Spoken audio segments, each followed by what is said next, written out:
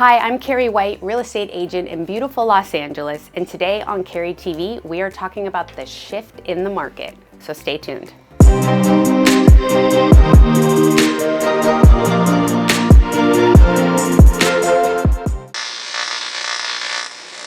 We are seeing the inevitable shift in the market.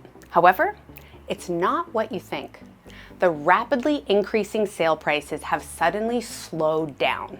Sales are dropping, rates are rising, and buyer demand is ticking down. So what does this truly mean? Well, I'm here to break it down. At the end of April in the city of Los Angeles, 17.5% of listings had a price cut as of April 8th, which is up 14% from March 11th. However, almost 72 out of every 100 homes is still seeing sales price above asking, right? The rise in interest rates, now over 5.5% for a 30-year fix, sent a shock to the system in April, where we saw a very sudden pumping of the brakes for home buyers.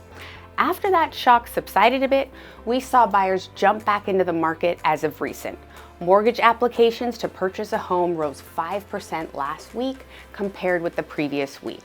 So we're seeing May, things start to pick up from the sudden of April. Many move-up buyers are still cautious about the market as they are preferring to rent versus sell when making that move-up purchase, even further halting the incoming supply we so desperately need, right? Keeping your current home is another way for homeowners to hold on to their low mortgage rates. Americans are also staying in their homes for longer in general. Have you heard that stat? The typical US homeowner in 2021 had spent 13.2 years in their home, and that's up from 10.1 years in 2012. So for the last 10 years, we are seeing people stay in their homes 3 years longer. And you know what this used to be? This used to be 7 years.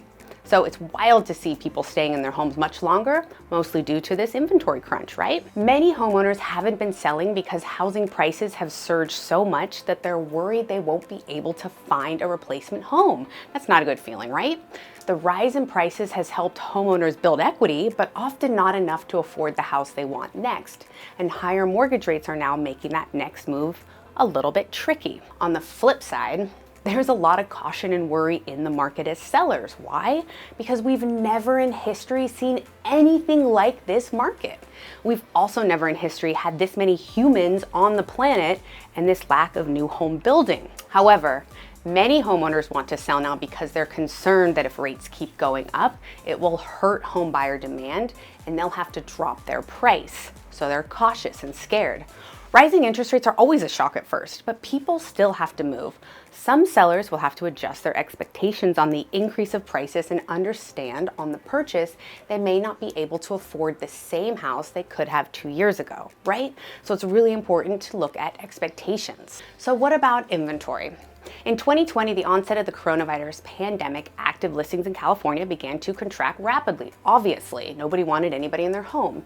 Every single week from then until February 12, 2022, the number of homes available for sale fell the same week from 1 year earlier for 49 consecutive weeks year to year. Isn't that insane?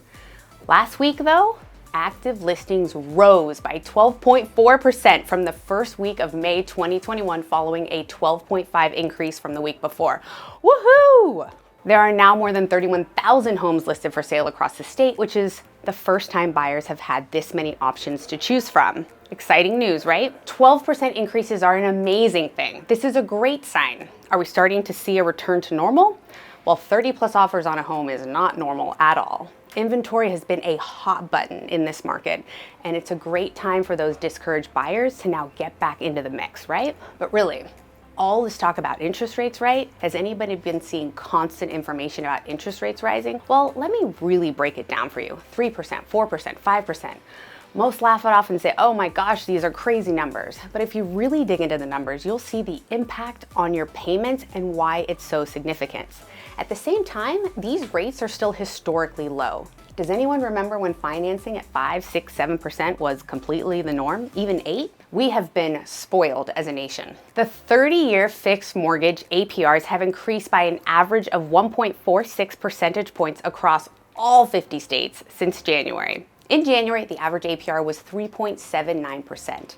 In April, it was 5.25. Nationwide, rising APRs are causing new mortgage payments to increase by an average of $258.57 a month. To put that figure into perspective, that monthly increase amounts to an average of $3,102 in extra costs each year and an average of $93,000 in extra costs over the lifetime of a 30-year loan. Because this is a market we've never seen before, many people feel frozen to make a decision. You can do nothing, right, and wait and see what happens. You can watch all the confusing headlines and be worried, or you can make an informed decision for you and your loved ones. The only time to keep costs down, whether you buy now or move up now, is to get into a home sooner than later. We have successfully helped our private clients navigate this confusing and shifting market to help them achieve their various real estate goals. My overall take, what does this really ultimately all mean? It's never been a better time to buy, to hedge against rising rates and prices,